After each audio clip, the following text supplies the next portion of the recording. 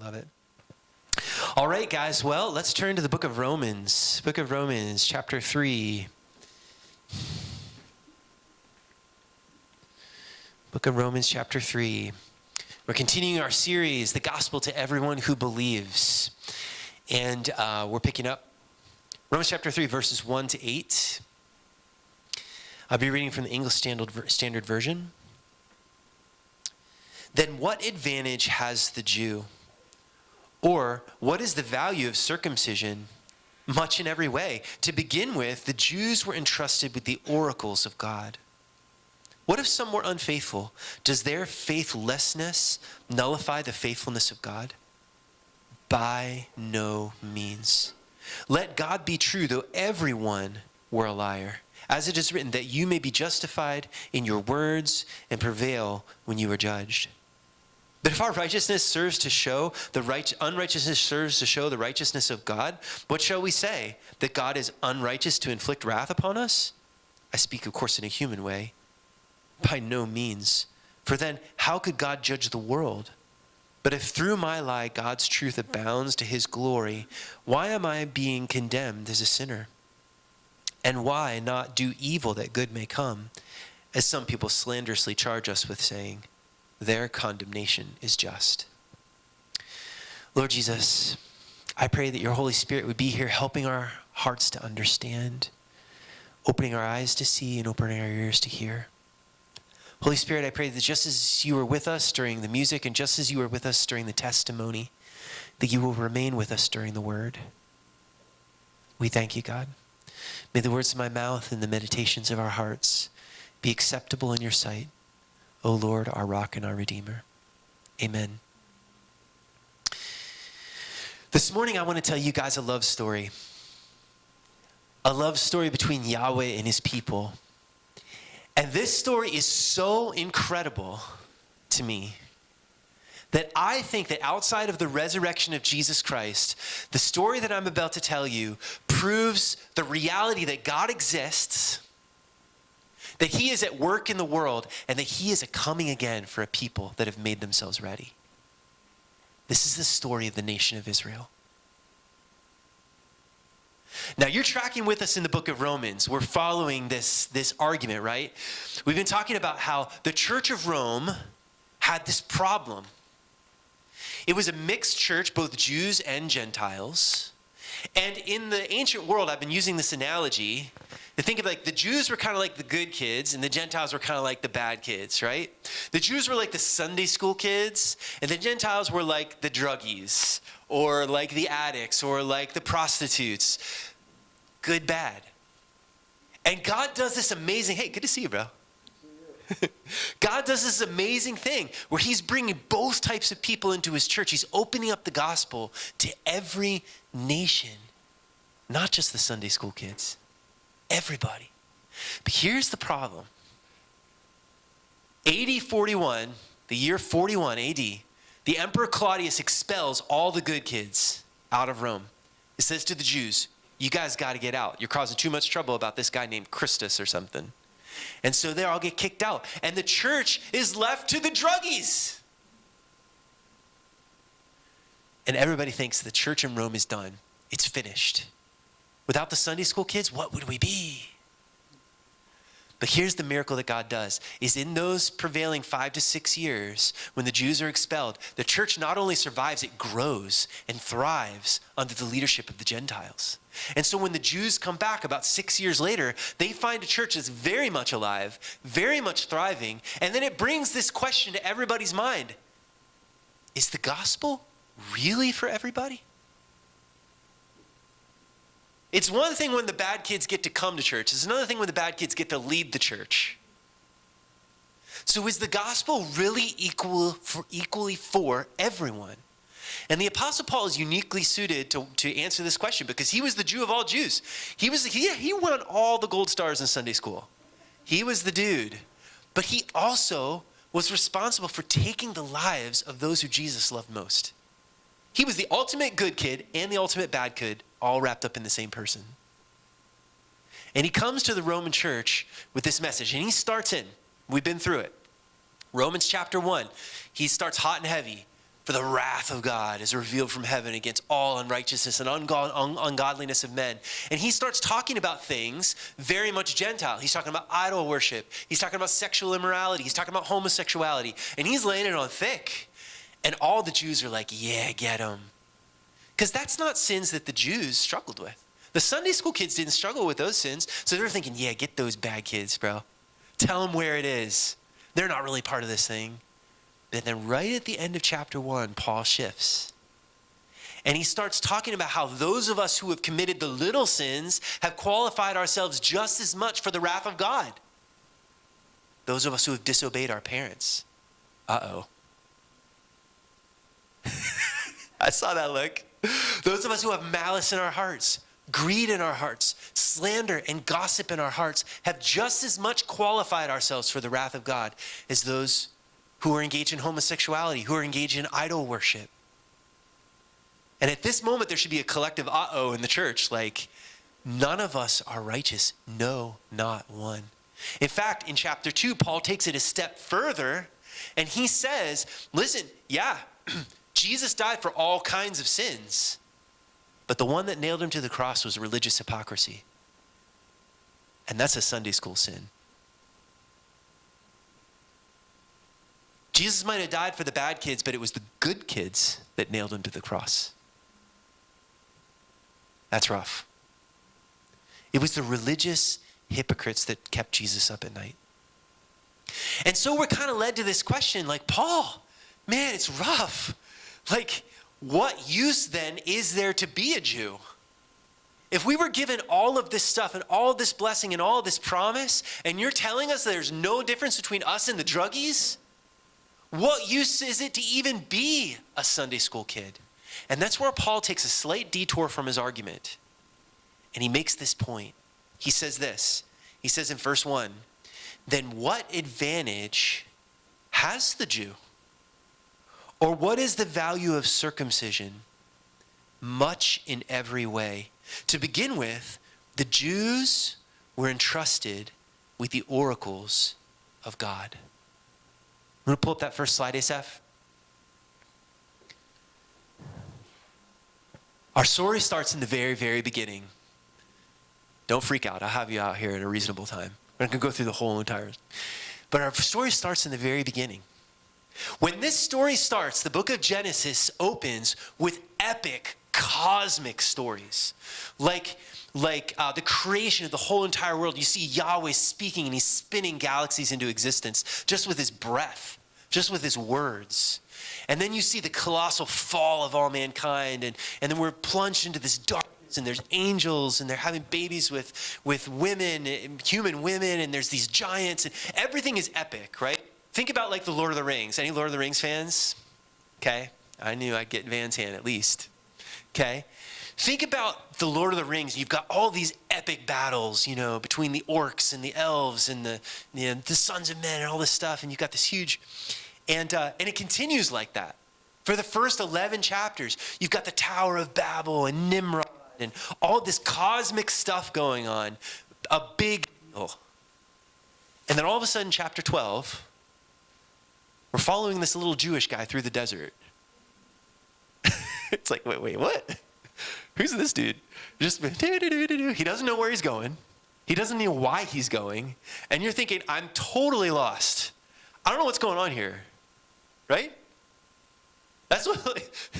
So you get to Abraham, and we think, this is not the story I signed up for. It's kind of like the pan between like Gondor and the Hobbits. It's sort of like that. You know, you got like these huge epic things going on, you know, Middle Earth, and then you got this little hobbit, you know. That's what Abraham reminds me of, is this little hobbit wandering through the desert, right? And you think to yourself, boy, can Yahweh write a story. Who would have ever thought of this? There's two things that we know right away about Abraham. He is immoral and unable to do anything for himself. God says he's going to be the father of nations, but he can't have a baby. He's barren. He's supposed to be like an example to the nations, but he keeps screwing up over and over and over again. He's lying about Sarah, saying that she's his half-sister, which is, well, he's saying that he's her half-sister. It was kind of a half-truth. One of his greatest moral failings is he has this fling with Hagar, and they produce Ishmael, and that causes problems, believe me. We're still suffering from the consequences of those. We'll get to that in a second.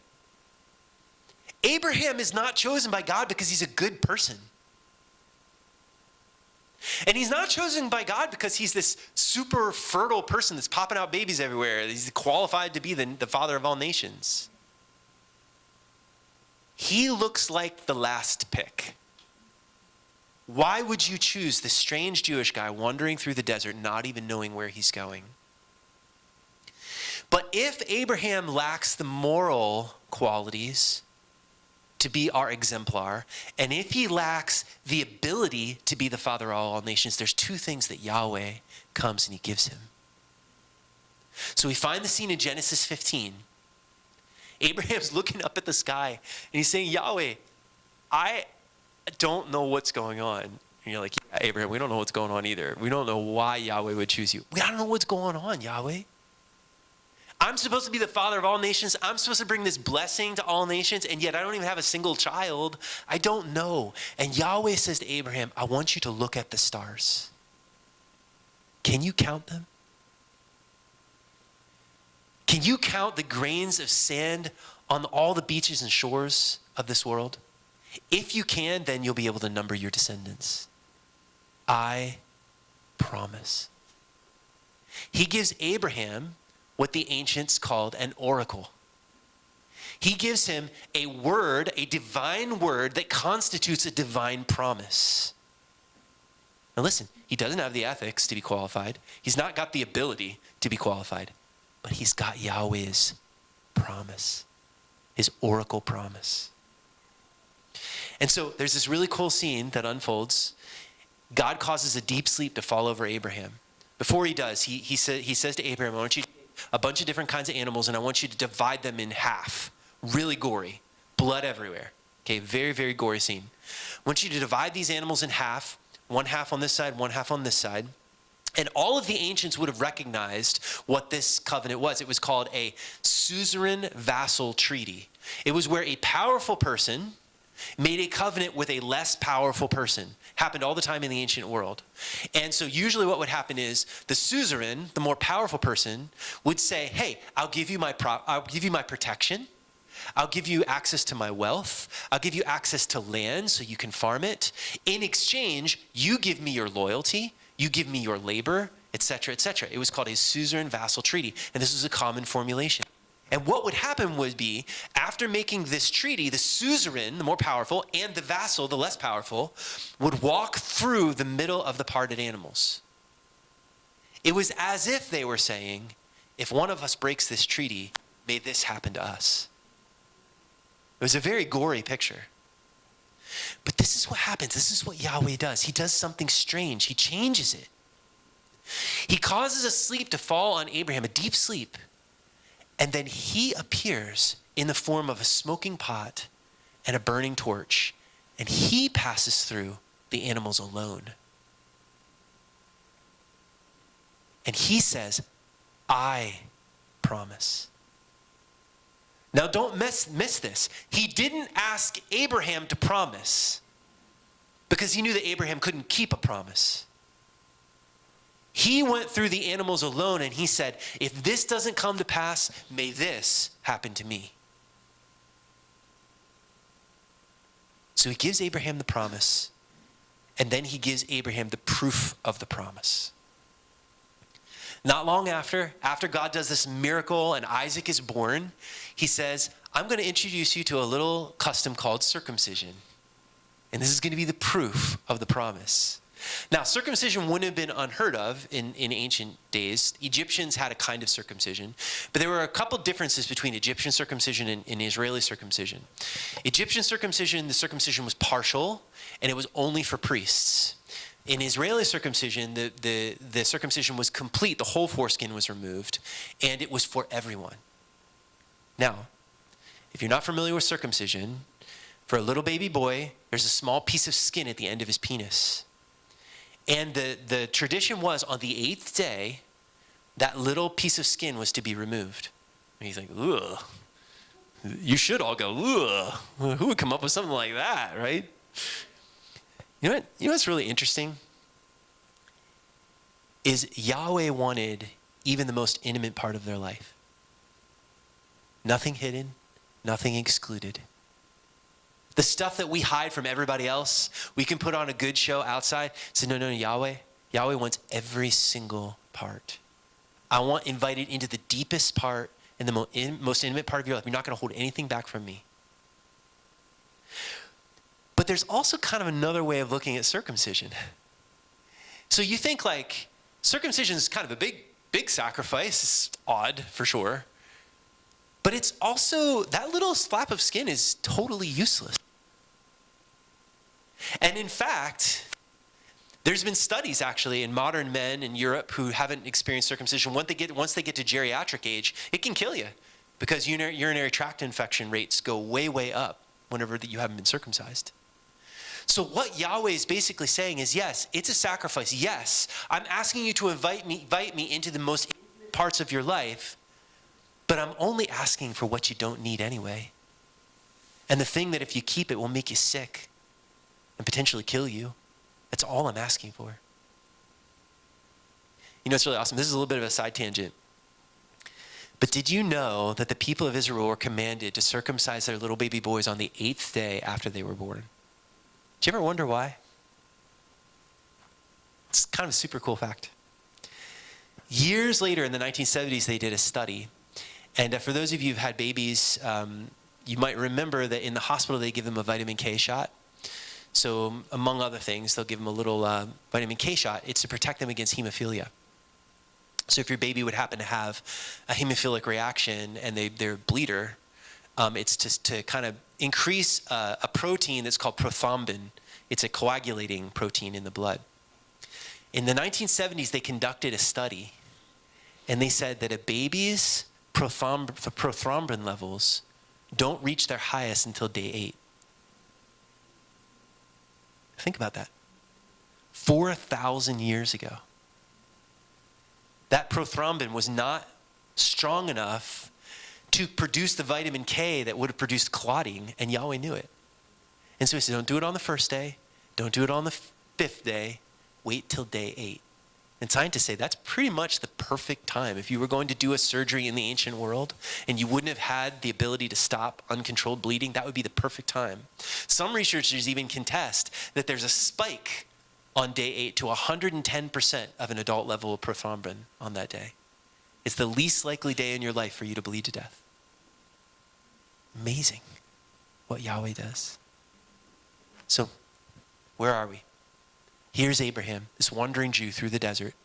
He's not able to fulfill the covenant on his own strength. He's not ethically qualified, but he has a promise and he has the proof. Now let's go forward. Our next story, next slide, is the story of Moses.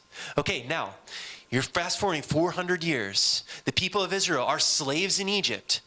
Does it look like they're doing real well? Not really. They're kind of in a lot of turmoil. I mean, they've increased in numbers for sure, and they've done well. Yahweh's blessed them, but they're not a free people. And they're not a particularly moral people either. Moses comes to them and says, hey, Yahweh appeared to me. He's going to take us out of this place into our own land. And what do they do to Moses? Do they accept him?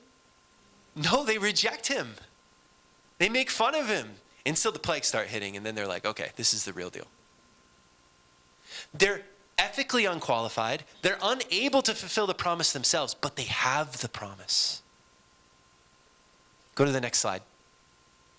Then we come to the wilderness. We've got this barren desert of a wilderness. Listen, any other people group, you put them out in a wilderness this barren, they're going to die. They're not going to survive. They wander around in this wilderness. Are they an ethical people in the wilderness? No, they're not. They're constantly rebelling against Yahweh. They're constantly complaining about, of all things, the food. Really? You're going to complain about the food? Yahweh just literally walked you through the parted Red Sea to get you to the other side, and you're like, I don't like the vegetables. Do I have to eat the vegetables? Like, what are you even talking about right now? They're so petty. And they're completely incapable of bringing Yahweh's plan about in their own strength. They wander all the way across the desert. They get to the brink of the promised land. Yahweh says, okay, go in. They say, nah, don't think so. Yahweh says, okay, fine, don't go in. You're going to wander around in the desert for 40 days. And they're like, okay, we'll go in. Then they go in and they get defeated. But they have a promise. And so even though any other nation of the world would have been completely decimated in the desert for those 40 years, not one of them would have come out of there alive. Yahweh supernaturally sustains them. Supernaturally sustains them because they have the promise. And they have the proof that they're heirs of the promise. Next slide. Then they finally get into the promised land. And then everything goes swimmingly well, right? Of course not. Like, if you thought that these people was screwed up before that, I mean, the era of the judges, the 400 or 500 years of the period of the judges is so messed up. Years ago, I led this young guy to Christ. He had no familiarity with the Bible at all. And we were reading through the book of Judges. And he's like, what am I reading right now? There's like people sleeping with people and people getting chopped into pieces and people like doing all these guys. He's like, what is going on? I thought this was supposed to be the Bible, you know? It's like Jerry Springer. That's actually what he said. He's like, it's like Jerry Springer. I actually think that one of the most perfect pictures of Israel during this time is actually Samson. Did you ever think about that? Samson is one of the most morally, ethically compromised people in the whole entire scriptures. He's doing stuff directly opposed to what Yahweh had said. And yet God continues to bless him. He's listed in the Hall of Faith in Hebrews chapter 11. He is not ethically qualified. He is not able in his own strength to bring about the covenant that Yahweh gave. And yet Yahweh gave him the promise. And so he blesses him. Next slide. They bless him so much that Israel actually is blessed, bequeathed, with one of the most amazing ancient kingdoms in the ancient world. The kingdom of Israel was the stuff, man. David and Solomon, that kingdom grew. It was the pride and envy of the whole nation, all the nations of the earth. And we don't even get halfway through Solomon's life, and he screws it up. Think about that. Yahweh is blessing you supernaturally. He's knocking down all of your enemies. He's holding up his side. And you are completely and totally turning your back on him. Solomon, halfway through his life, he starts worshiping the idols of his many wives. And all of Israel is plunged into darkness for the next 400 years. It gets so bad, next slide. It gets so bad that finally Yahweh says, I've had enough of you people. And he exiles them from their land. The Babylonians come in, they take them away. Now, again, this is probably like the 11th time I've had to say this. Again, if this happens to any other nation of the world, this is the last time you hear from them. They're gone. Because guess what happens? Nations go into exile. They start intermarrying with the people that are in those nations, and then they're absorbed into the parent nation, and we don't hear about them. They're gone. That's what happens to every other nation. But Israel had a promise. And so Yahweh supernaturally keeps them separated from the people of Babylon. The kingdom that takes over from Babylon, the Persians, just happen to wake up one day and feel like letting Israel return to their land. Cyrus has a dream. He says, the God of heaven has told me that I'm supposed to build Israel a temple. I'm supposed to let them return to their land. How often do you think that happened? Because they had the promise of Yahweh.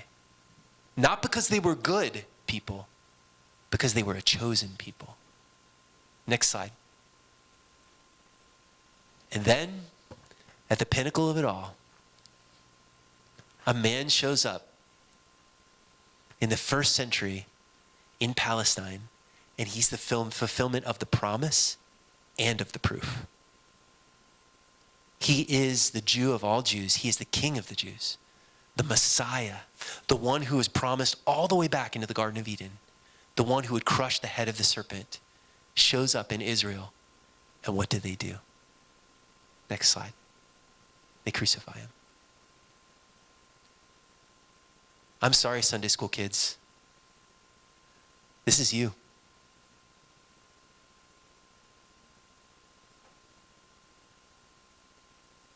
crucify our Messiah. But Yahweh remains faithful. Because Israel didn't lose the promise. It wasn't Abraham that walked through the parted flesh. It was Yahweh himself. He said, even if it kills me, I will keep my promise. Now, a lot of people assumed that the story was over, and it certainly looked like it was over. Next slide. 70 AD, the Romans come in and completely decimate Israel. They rip down the temple. They burn everything. They completely raze Israel to the ground. And again, for the 12th time, if this happened to any other nation, that would be the last thing that happened. They were dispersed throughout all of the nations of the world. Next slide. This man, Titus Flavius, was the emperor in charge of razing Jerusalem. And he said, I don't want there to be another Jew on the planet. He dispersed them to every kingdom. Next slide. They ended up going, some of them, to Spain. That's what they call Sephardic Jews. Some went to Germany. They became the Ashkenazi Jews. Some went east. They became the Mirhahi Jews. And all of these Jews were scattered all over the world. And what happens to every other nation when this happens is they start intermarrying with the people they go to live with. And in 3 generations, they're gone. It's what happened to the ancient Egyptians. It's what happened to the ancient Persians. It's what happened to the ancient Hittites. Ever met a Hittite? No, you never met a Hittite. Because they experienced some kind of calamity. They got dispersed throughout the world. They ended up intermarrying with the other clans, and they dissolved into nothing. But Israel had a promise. Next slide. In fact, it got even worse.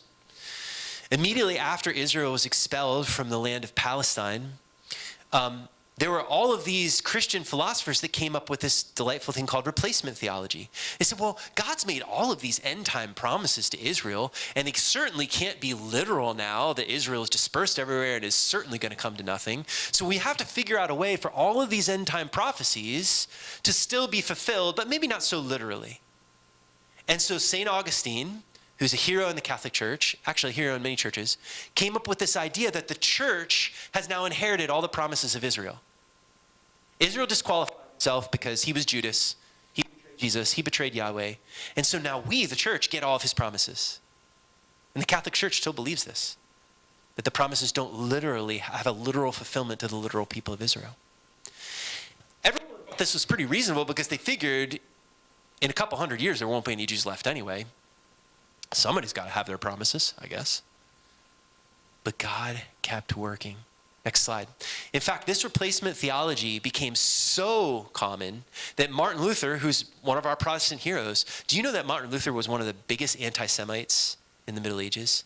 He actually taught actively that Jewish synagogues should be burned and Jews should be killed because he believed in replacement theology. He believed that all of the promises belonged to the church, and now the Jews were a kind of Judas that had betrayed Jesus and disqualified themselves from receiving the promises of God.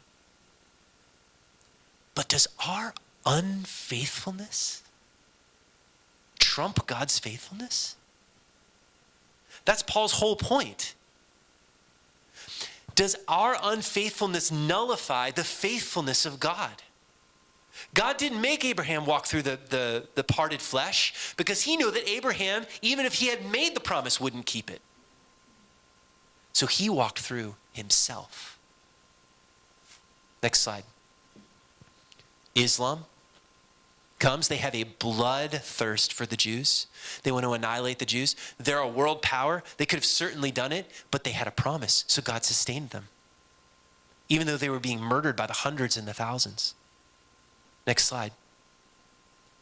And finally, in the Middle Ages, you have this huge persecution because by the time you get to somewhere between the 500 years between 1100 and 1600 AD, people realize, wait a second.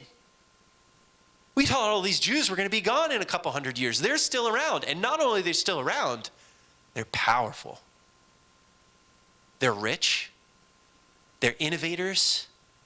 Somehow they're flourishing, even though we all hate them so much. And Europe got caught up in this hatred of the Jews out of envy.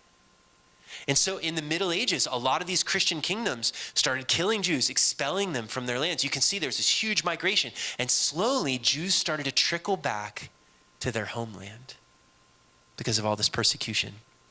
Next slide. This reached its climax in the late 1800s. You guys know who this guy is? His name is Mark Twain. Might have heard of him.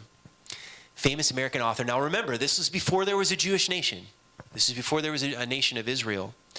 And Mark Twain was a renowned atheist, and he was famous for saying that he is an atheist. He said, I don't believe in God, but if I were to believe in God, the single greatest proof of God's existence would be the modern day Jew. How do they do it? It's unbelievable. How do they beat all the odds? I want to read you a statement that Mark Twain made. I thought this is so profound. If the statistics are right, the Jews constitute but 1% of the human race. That was back in the 1880s.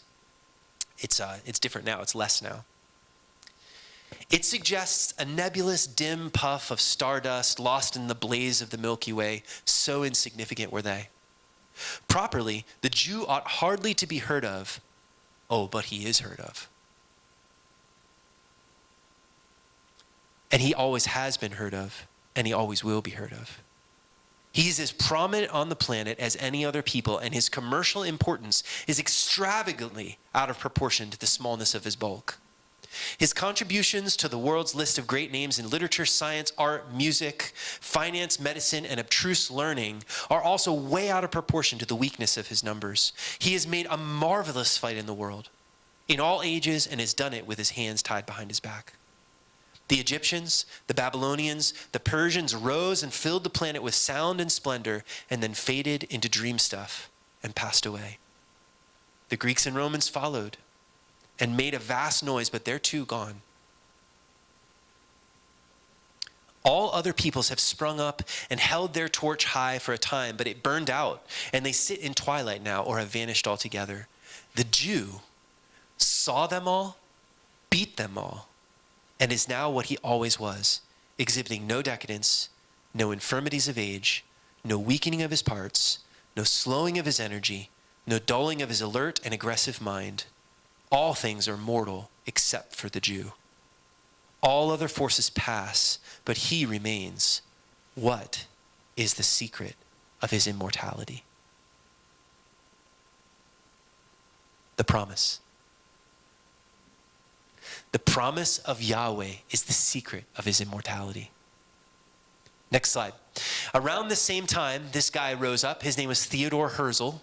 He was an Eastern European Jew, an Ashkenazi Jew, that started having this heart to see the Jews get a homeland again. Now, let me tell you a little bit about Theodor Herzl, though. He was an atheist. He was a Jewish atheist. He said, not really into the religious side of things. I just am kind of ethnically, I care about my people and I'd like them to have a homeland. In fact, he didn't really care about the physical property in Palestine. He said, I really don't care where Israel is. They were actually thinking about creating a country called Israel in the Amazon rainforest because they figured, well, not very many people own that, so we can just put it there. But God didn't promise the Amazon rainforest. And the reason I bring this up about Theodor Herzl is that he was not an ethical person. He wasn't a good guy. He didn't believe in Yahweh. But Yahweh promised. Next slide. The British decided that they were going to form a little enclave in Palestine, and they were going to allow the Jews to start to return. And this caused quite a bit of uproar that continues to this day with the Arabs that lived there at the time.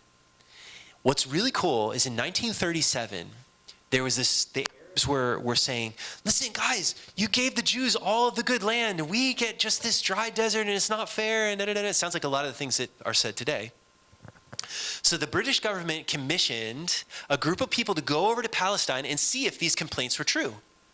Were they somehow unfair? Did the Jews get everything that was good and the Palestinians get, nothing that was good? So a guy by the name of Minister Lord Peel, he went over to Israel and he started to investigate. And what he said is profound.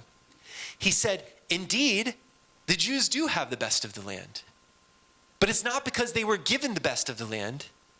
It's because no matter how dry and desolate a piece of land we give them, It always seems to be blessed. It started as a desert, now it's a peach orchard. It started as a desert, now it's a blooming garden. And he said, for whatever reason, these people just seem to be blessed. Do you know that since the nation of Israel was formed, more of the nation of Israel has been artificially irrigated and is blooming than ever before since the kingdom of Solomon? And did you know that there have been animals that they thought were extinct that have reappeared? They were hiding, apparently, in the alcoves of, and as the Jews came back and nurtured the land, some of these animals started coming back out of the woodwork and becoming fertile again and producing. It's amazing because of the promise.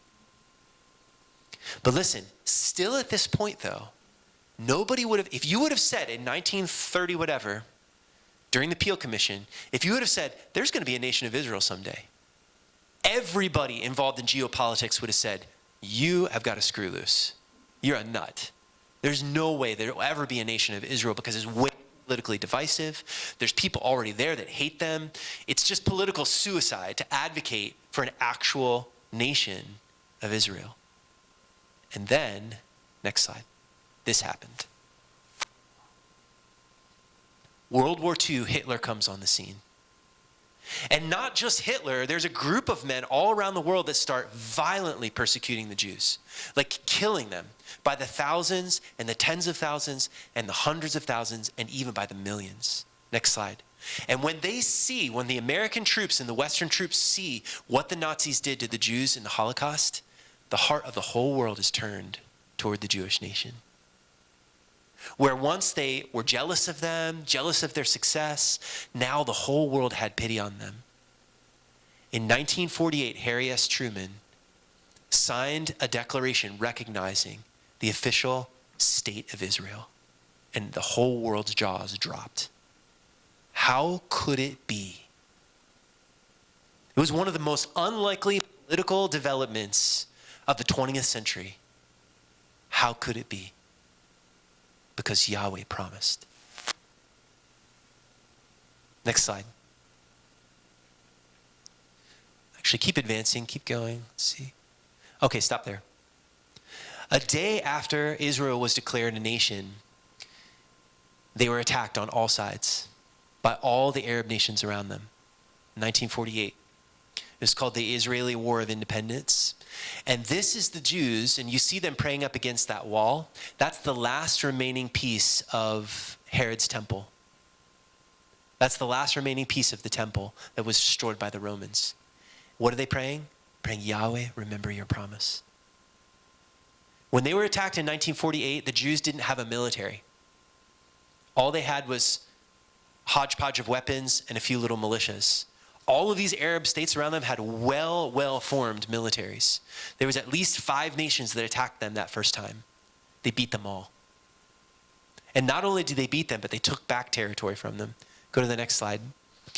This is what Israel on the left looked like whenever it was given to them first. And then on the right, with the purple sections added, this is what they took from their enemies because they attacked them. And God continued to bless them. Go to the next slide. And I just want to point out too, guys, now we're in some of your lifetimes. This is not ancient history anymore. This is not a Bible story anymore. This is a Bible story come to life. The Jewish-Arab Six-Day War of 1967 comes. Again, the Jews gather around the remaining stones of the temple and they say, Yahweh, remember your promise. 9 more powerful Arab nations than them surround them with formed militaries and attack them, and Israel beats them all. Next slide. They increased their territory by 120%, most of which they gave back to Egypt with an agreement that Egypt would stop attacking them. See, that whole big green portion was the part that they took from Egypt and then gave back later as a part of a peace treaty because Yahweh promised. Next slide. Next. Keep going. There we go. Now here's what I want to say to you guys.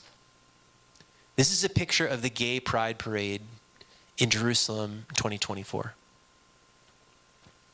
Israel's still not a good people.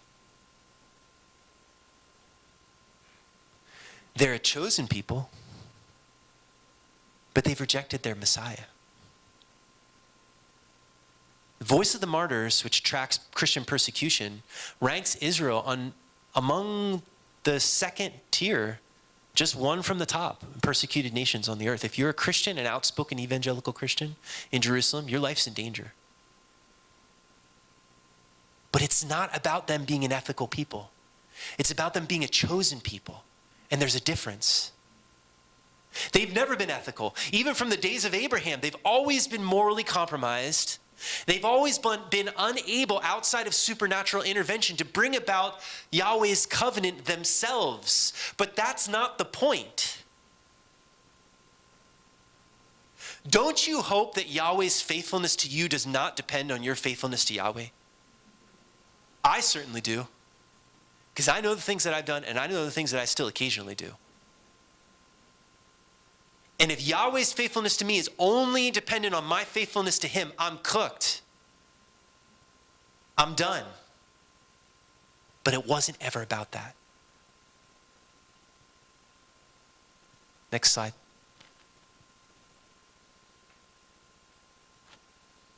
This is a picture taken right after October 7th, a couple years ago. Still, 4,000 years later, the Jews are claiming the promise of Yahweh. Saying, Yahweh, remember your promise. Even though we're ethically compromised, even though we're unable to bring this thing about on our own strength, Yahweh, you promised. Remember your promise. And let not our unfaithfulness nullify your faithfulness to your covenant.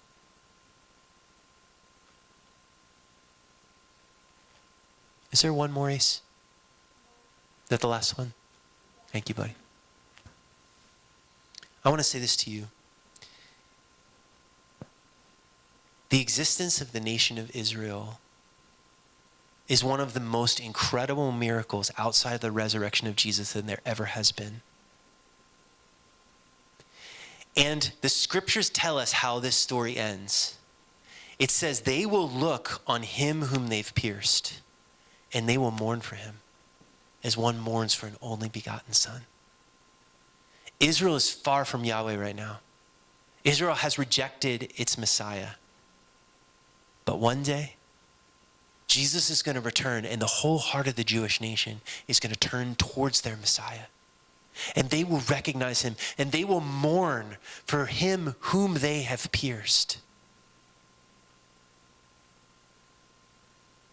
I am so glad that God's faithfulness to me does not depend on my faithfulness to him. That is what the cross is about. It's not about, listen guys, it's not about the Sunday school kids get to go to heaven and all the druggies go to hell. That's not what it's about. Because if it was about that, we'd all be in hell.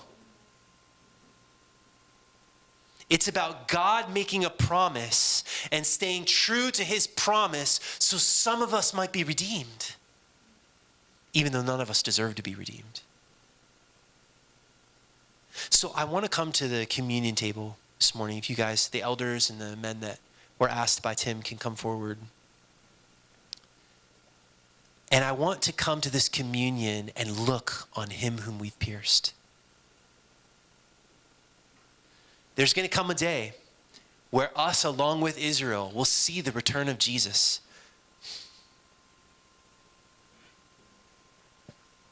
Listen,